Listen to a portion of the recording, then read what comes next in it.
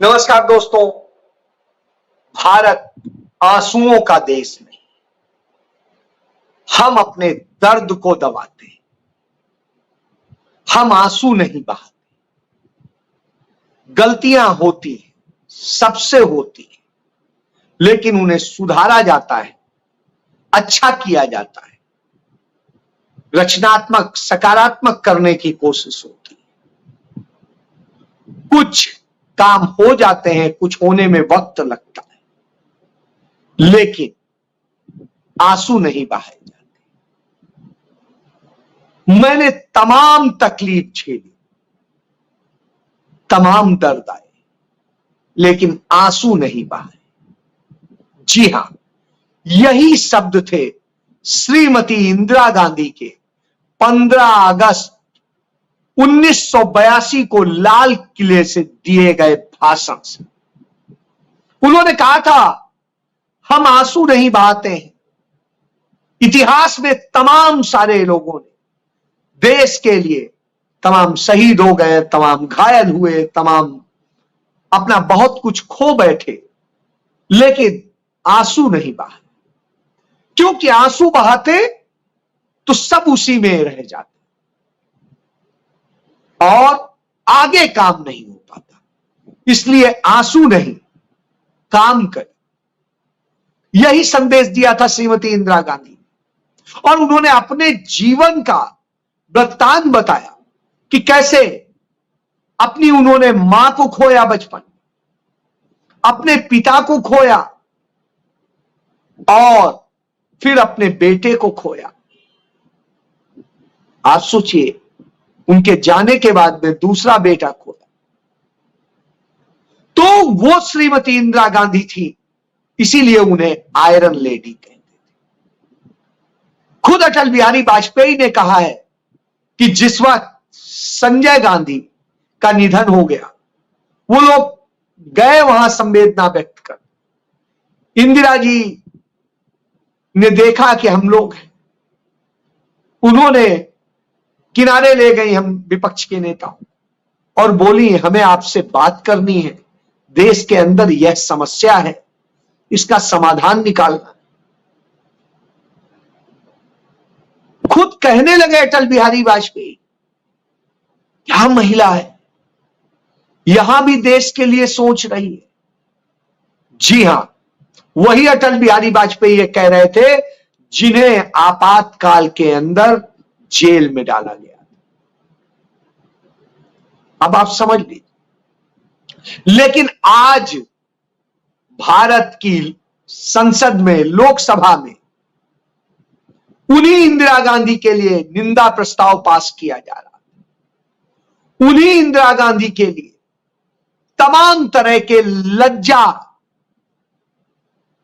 वाले शब्द इस्तेमाल किए जा रहे हैं और न जाने किस किस तरीके से प्रोटेक्ट किया जा रहा है।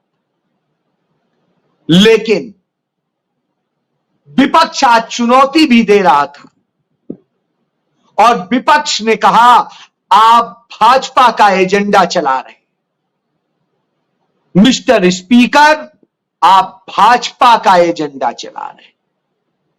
बिल्कुल इसी तरीके से कहा, पूरा विपक्ष बोला। वही विपक्ष जिनमें से तमाम सारे लोगों के अपने परिवार के लोग, तमाम सारे लोग जेल में डाले गए।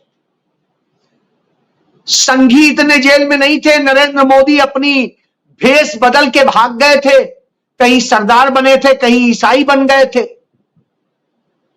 लेकिन जो जेल गए थे वो लोग आज इस पर कुछ नहीं बोल रहे थे।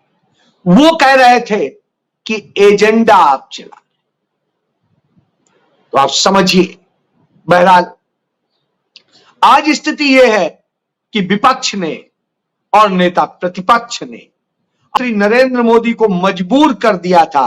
उन नरेंद्र मोदी को जो अपने घमंड में चूर कहते थे, कौन राहुल। आज उन्हीं राहुल को उन्हें बुलाना भी पड़ा, साथ लेके चलना भी पड़ा और सब वो करना पड़ा जो शायद वो नहीं करते। उनसे हाथ भी मिलाया, उनसे तमाम तरह से औपचारिकताएं भी निभा। जी हां, यही तो हमारे लोकतंत्र की खूबी है। जब मैं बात कर रहा हूं तो राहुल गांधी ने जब नेता प्रतिपक्ष की हैसियत से अपना पहला भाषण दिया तो पहले ही भाषण में नरेंद्र मोदी को आईना दिखा। उन्होंने नरेंद्र मोदी को यह आईना दिखा दिया स्पीकर के जरिए कि सदन ऐसे चलाना है। नरेंद्र मोदी ने कहा था अपने भाषण में कि सदन में व्यवस्था बनी रहे, सुचारू रूप से चले, इसके लिए सब करना है। तो राहुल गांधी ने कहा सदन में व्यवस्था बनी रहे, सुचारू रूप से चले, यह बात की बात है। पहली बात है कि सत्ता पक्ष के पास राजनीतिक ताकत है, लेकिन हमारे पास भारत की आवाज है और भारत की आवाज यहां दबनी नहीं चाहिए, भारत की आवाज बंद नहीं होनी चाहिए, क्योंकि भारत की आवाज के आखिरी कस्टोडियन आप हैं। इसलिए आपको उस आवाज को सुनना होगा और उस पर करना होगा। अखिलेश यादव ने भी कमोबेश इसी तरह से दूसरी भाषा में कहा। उन्होंने भी कहा कि आवाज हमारी बंद नहीं होनी चाहिए। जी हां, कमोबेश इसी तरह से बार बार स्पीकर को चेता रहे थे, बता रहे थे तमाम सारे लोग। जब यह बता रहे थे इसलिए बता रहे थे क्योंकि उन्हें पता है स्पीकर बनने के बाद ओम बिरला अपने पुराने चरित्र में आ जाएंगे और वह चरित्र देखने को भी मिला। लेकिन इस बार विपक्ष कमजोर नहीं था, विपक्ष डर नहीं रहा था, उसका नेता राहुल गांधी था। प्रतिपक्ष ने पूरी भूमिका अदा की। जब स्पीकर के पद का चुनाव हुआ तो उस वक्त भी ध्वनि मत से हुआ।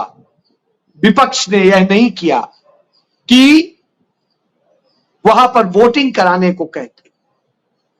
विपक्ष ने उस पद का सम्मान रखा और संवैधानिक परंपराओं के मुताबिक नेता सदन नरेंद्र मोदी और नेता प्रतिपक्ष राहुल गांधी उन्हें लेकर के गए और आसन तक पहुंचे। लेकिन यहां नरेंद्र मोदी की भाव भंगिमा, उनकी बॉडी लैंग्वेज और उनके चेहरे की हालत देखते बन रही थी। आज झूठी सी मुस्कान थी, इधर उधर चेहरा हो रहा था, गर्दन बार बार हिल रही थी, लेकिन राहुल गांधी उस पूरे कॉन्फिडेंस के साथ लेकर के जाते हैं, हाथ भी मिलाते हैं, आंखों में आंख डालने की कोशिश करते हैं, लेकिन नरेंद्र मोदी आंख नहीं मिलाते। नरेंद्र मोदी के यह हिम्मत नहीं थी आज, और राहुल गांधी आंख मिला करके बात कर रहे हैं। आज जब यह सीन था तो अपने आप में अद्भुत सा सीन था। और उसके बाद में राहुल गांधी ने जब पहली अपनी स्पीच दी एलओपी की हैसियत से, यानी नेता प्रतिपक्ष की हैसियत से, तो उन्होंने बताया कि कितने सहज सरल भाषा में उन्होंने हर बात कह दी और कोई जवाब किसी के पास नहीं। इसीलिए शायद अवधेश प्रसाद ने कहा, जो अयोध्या से जीत के आए, राम के प्रतिनिधि, उन्होंने कहा भारतवर्ष में सबसे योग्य विपक्ष के यदि नेता के लिए कोई है तो राहुल गांधी, और उनको बधाइयां देने का आज तांता लगाओ। लेकिन राहुल गांधी किसी दूसरे उद्देश्य पर काम, वो जनता के मुद्दों पर उन पर बात करना चाहते थे, तो सदन में वो उस पर बात करें। उसके पहले जैसा नरेंद्र मोदी साजिश रचते हैं, वही साजिश रची और वो आपातकाल के नाम पर जो 1975 में लगा था, उस पर रोना गाना करने के लिए प्रस्ताव लेकर आते हैं। और जब प्रस्ताव लेकर के आते हैं, सत्ता पक्ष के लोग उस पर मौन धारण करते हैं। सोचिए, जब यह हो रहा होता है तब विपक्ष उन्हें उनके एजेंडे बता रहा होता है। हालात ये हो गए विपक्ष के रुख को देखकर कि आज स्पीकर, लोकसभा अध्यक्ष खुद सदन से भाग गए और खुद तुरंत बोला कि सदन स्थगित किया जाता है और तुरंत भाग ली। आप सोचिए, आप सदन के संरक्षक नियुक्त हुए, आप सदन में इस तरह से प्रस्ताव पारित करते हैं, लेकिन विपक्ष इस स्थिति में आज आ गया है कि वो आपको भागने के लिए मजबूर कर देता है। आप सदन चलाने की स्थिति में नहीं रह गए। पहले ही दिन यह स्थिति थी। आप अपनी खीज मिटाते हैं विपक्षी सदस्यों से, लेकिन विपक्षी सदस्य भी कोई उनकी आवाज आप नहीं सुनाते हैं। लेकिन दर्शक दीर्घा से यह दिखता है कि विपक्षी सदस्यों ने भी कड़ा जवाब दिया। हिम्मत नहीं थी इसलिए भाग लिए। तो भागने की पुरानी आदत है, चाहे देश की आजादी की बात हो, चाहे देश की आजादी के बाद देश को बनाने की बात हो। ये तो बेचना जानते हैं, झूठ ढिंढोरे पीटना जानते हैं, रुदाली करना जानते हैं और रोने का ही इनका क्रम। तभी इंदिरा गांधी की वह पंक्तियां याद आती हैं 15 अगस्त 1982 की, जो उन्होंने लाल किले से कही कि भारत रोने वाला देश। तो रोने वाला जो मुल्क नहीं है, वहां इस तरह रो करके, अपने दुखड़े सुना करके आप कहें कि आपने कोई बहुत बड़ा काम कर दिया, नहीं किया। क्या आप आज तक पाकिस्तान के 2 टुकड़े कर पाए? नहीं कर पाए।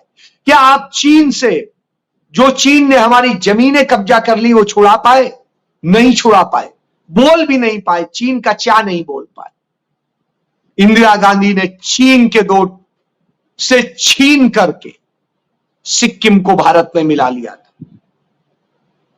नाथुला में चीन को हरा दिया था। और आप कुछ नहीं कर सकते। आप उसके आगे घिघी बांधे रहते हैं और सदन में जहां आपके पास संख्या बल होता है, वहां आप रुदाली करते हैं। तो आज दिखाई दे रहा था, लेकिन विपक्ष का कोई सदस्य आज तक रोता हुआ नजर नहीं आया। विपक्ष का कोई सदस्य रोना नहीं दिखा रहा था। वो हिम्मत के साथ अपने हक की बात कर रहा था और सच की बात कर रहा था।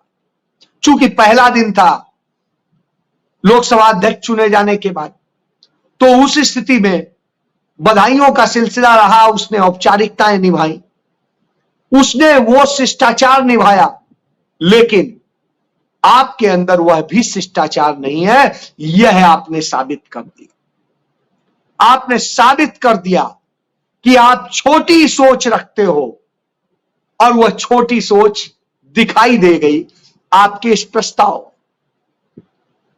जबकि आप यह नहीं बता सकते कि श्रीमती इंदिरा गांधी के आपातकाल का समर्थन शिवसेना के जो अध्यक्ष थे उस समय के, वो शिवसेना प्रमुख बाला साहब जो है उन्होंने किया था।